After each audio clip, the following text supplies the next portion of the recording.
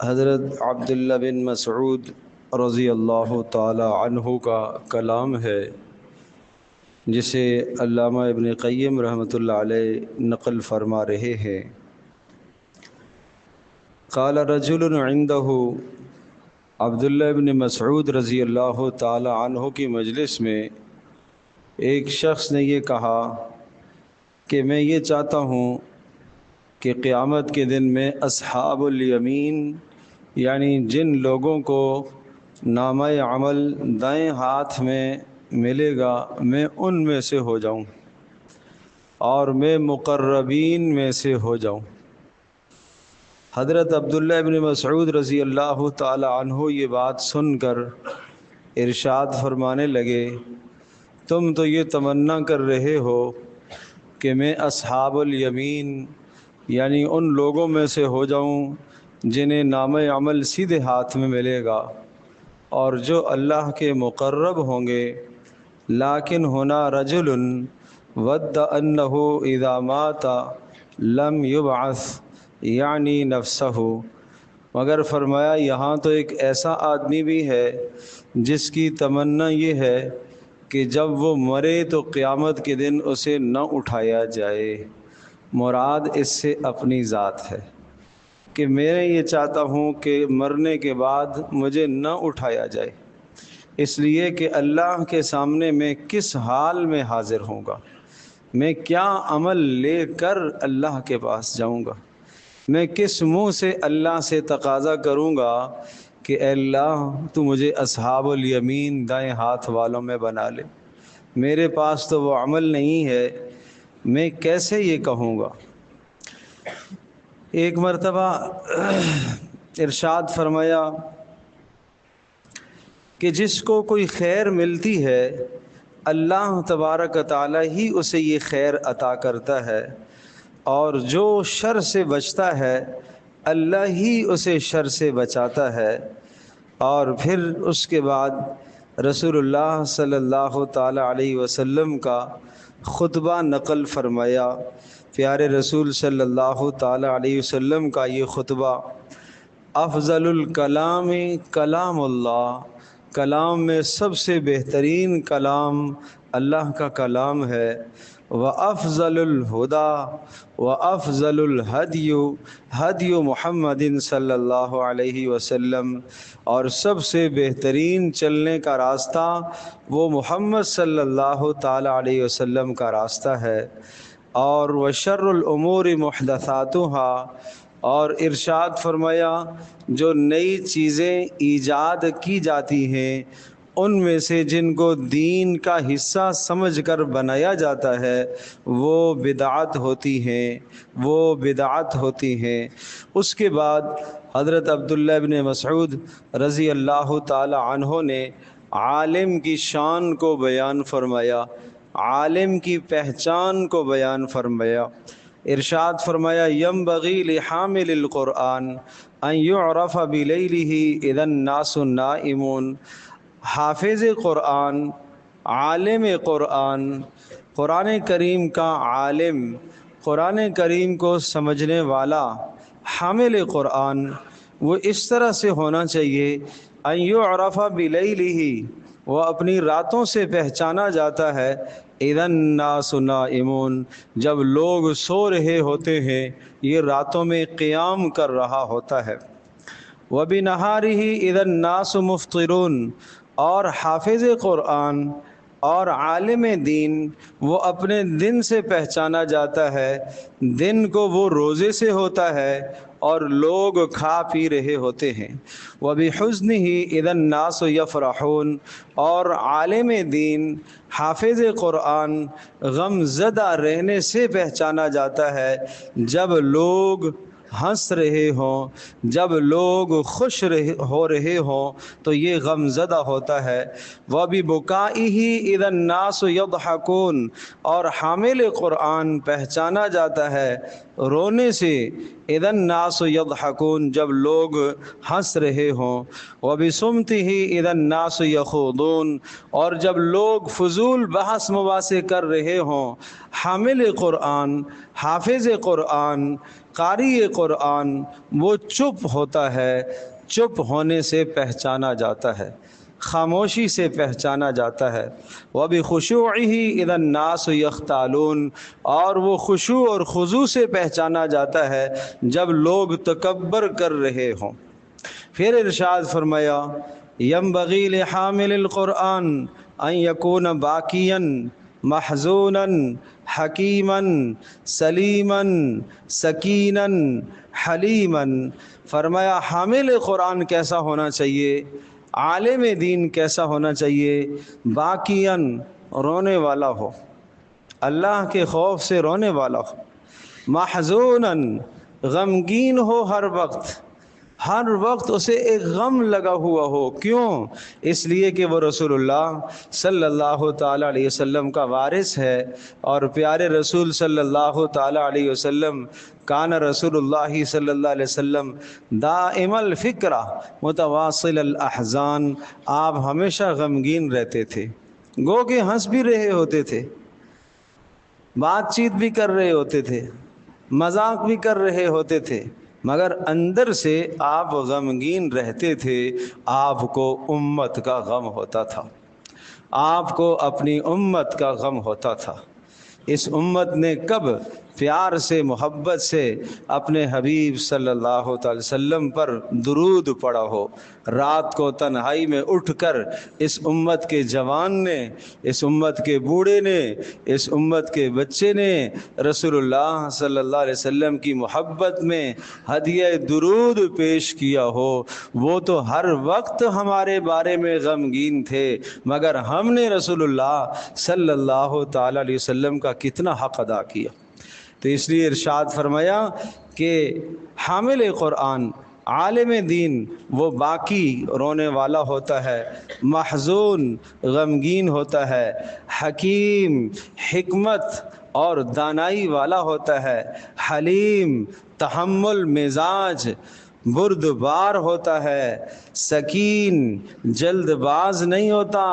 ٹھہر ٹھہر کر اپنے کام کرتا ہے، وقار کے ساتھ سنجیدگی کے ساتھ کام کرتا ہے۔ ولا ينبغي لحامل القرآن، سن لو حافظو، علماء، طلبا، ولا ينبغي لحامل القرآن اور فرمایا حامل قرآن کو یہ نہیں جائز ان یکون جافیاً کہ بس وہ پیٹ ہی بھرنے والا ہو، صرف کھانا ہی مقصد ہو۔ حامل قرآن، حافظ قرآن، قاری قرآن، عالم قرآن وہ صرف پیٹ بھرنے والا نہ ہو، ولا غافلاً اور نہ ہی وہ غفلت کا شکار ہو، آخرت سے غافل،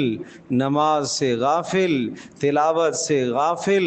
رات کے قیام سے غافل نہیں، حافظ قرآن عالم دین کو غافل نہیں ہونا چاہیے۔ ولا سخابن اور شور شرابہ کرنے والا نہ ہو، اور ولا سیاحن چیخنے والا نہ ہو، ولا حدیدن مزاج میں سخت نہ ہو، مزاج میں نرم ہو، مزاج میں نرم ہو، مزاج میں نرم ہو۔ کیوں؟ اس لیے کہ اللہ پاک نے اپنے حبیب صلی اللہ علیہ وسلم کو نرم بنایا تھا۔ فبما رحمت من اللہ لنت لہم، اللہ کی رحمت سے اے حبیب آپ تو نرم مزاج ہیں۔ ولو کنت فظا اور اے حبیب، اے نبی، اگر آپ زبان کے سخت ہوتے، غلیظ القلب دل کے سخت ہوتے، لن فضوا من حولک تو لوگ آپ کے ارد گرد سے بھاگ جاتے۔ جو شخص، جو عالم دین، جو حافظ قرآن، جو قاری قرآن زبان کا سخت ہو، دل کا سخت ہو، اس کا فیض نہیں پھیلا کرتا، اس کا فیض نہیں پھیلتا، اس سے لوگ فائدہ نہیں اٹھا سکتے، اس کا فیض لوگوں کے سامنے نہیں پھیلتا۔ اور پھر ارشاد فرمایا لیس العلم بکثرت الروایہ علماء سمجھ لو، علم کثرت روایت کا نام نہیں ہے، علم زیادہ معلومات کا نام نہیں ہے، علم کتابوں کے حفظ کر لینے کا نام نہیں ہے، ولیکن العلم الخشیہ، علم تو خوف خدا کا نام ہے، علم تو اللہ کے خوف کا نام ہے۔ انما یخشی اللہ من عبادہ العلماء، انما یخشی اللہ من عبادہ العلماء، اللہ تبارک و تعالیٰ کے بندوں میں سے سب سے زیادہ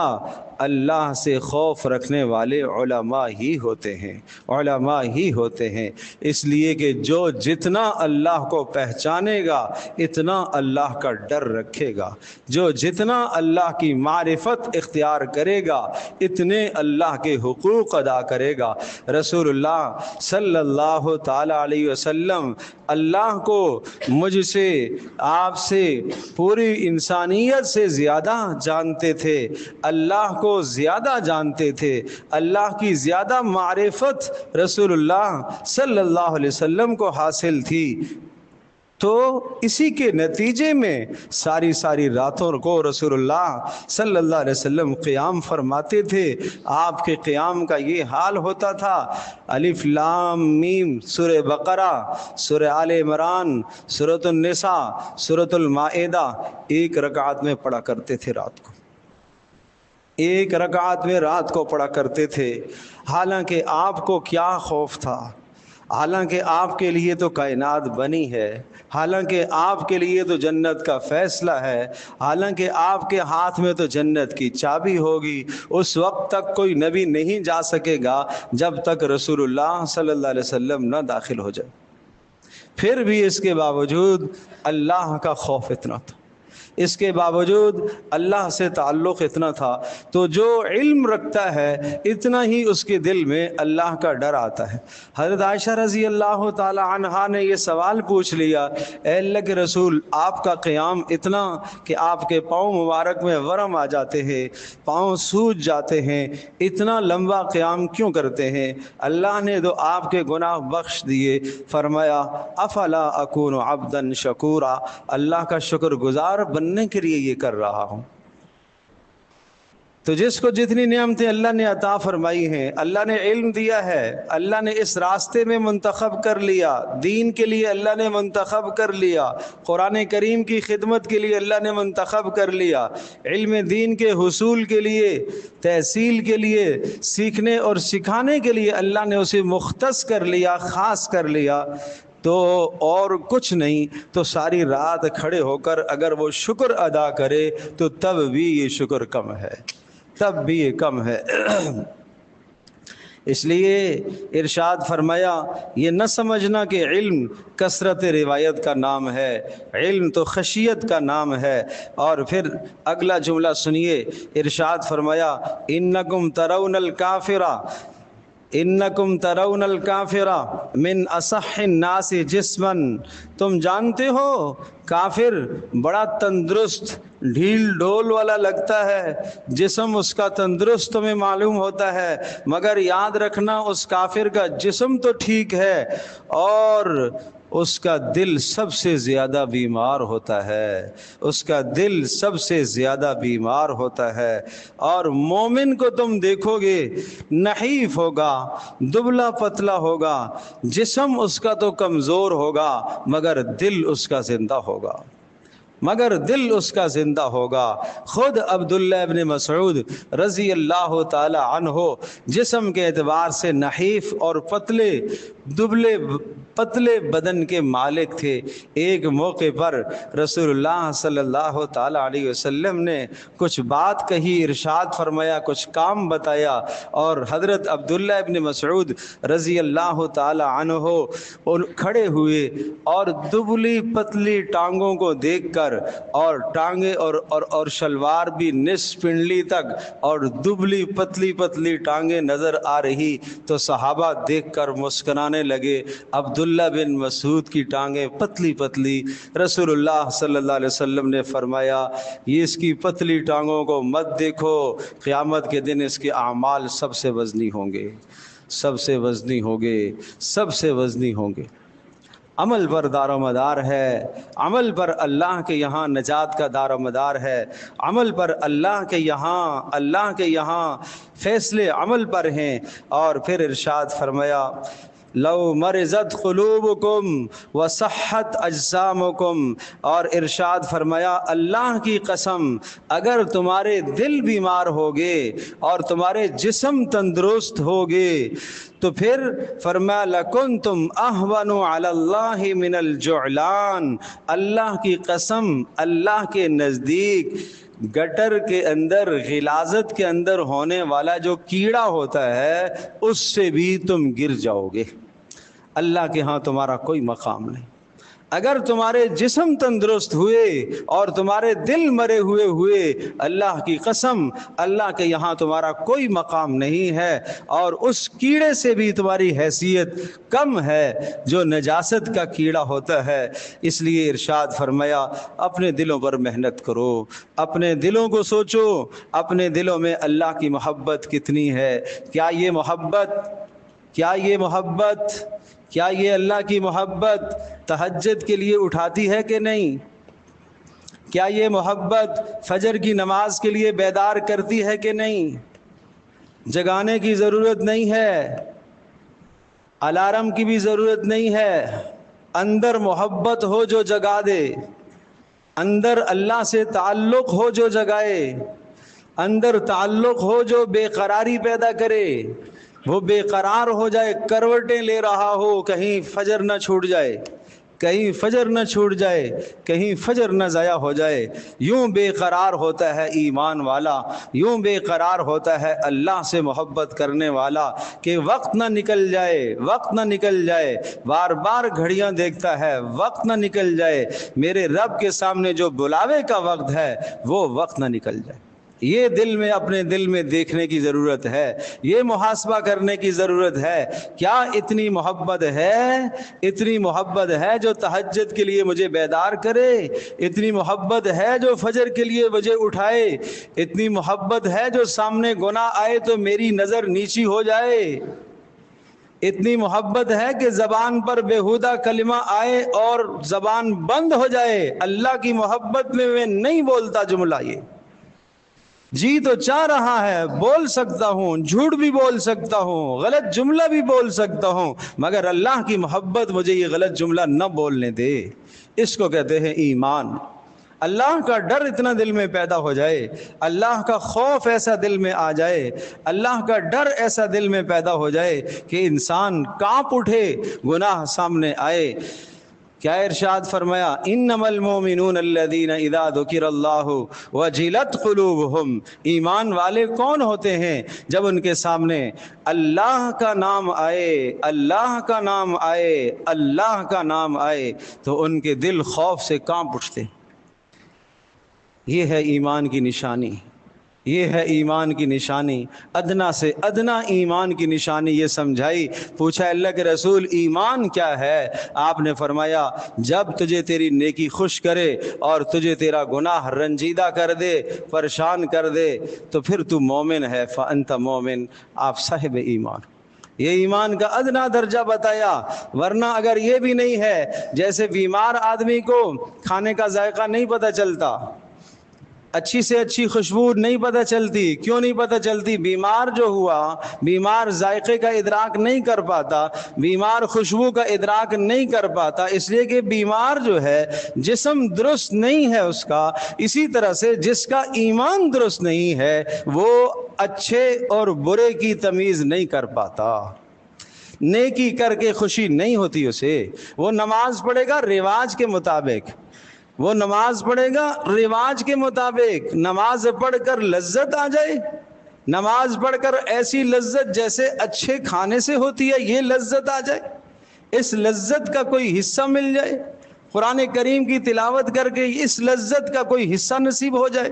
اللہ کا ذکر کر کے اس لذت کا کوئی حصہ نصیب ہو جائے، یہ ایمان کی نشانی ہے، یہ ایمان کی نشانی ہے۔ اور گناہ ہو جانے کے بعد، نافرمانی ہو جانے کے بعد اس طرح سے غمگین ہو جائے، اس طرح سے بے قرار، اس طرح سے پریشان ہو جیسے مچھلی پانی سے باہر تڑپ رہی ہوتی ہے واپس پانی میں جانے کے لیے، اس طرح سے آدمی تڑپ رہا ہو، اس طرح سے آدمی تڑپ رہا ہو۔ حضرت علی کرم اللہ وجہہ کے متعلق ایک شخص کہتا ہے، میں نے حضرت علی رضی اللہ تعالی عنہ کو دیکھا مسجد کے اندر بیٹھے ہوئے، اپنی داڑھی کو پکڑے ہوئے اور کہتے ہیں یا دنیا غری غیری، اے دنیا مجھے دھوکہ نہ دے، مجھے دھوکہ نہ دے، قد طلقتک ثلاث تطلیقات، میں نے تجھے 3 طلاقیں دے دی ہیں۔ اور یہ جملہ ارشاد فرمایا کہ 1 طلاق سنت ہے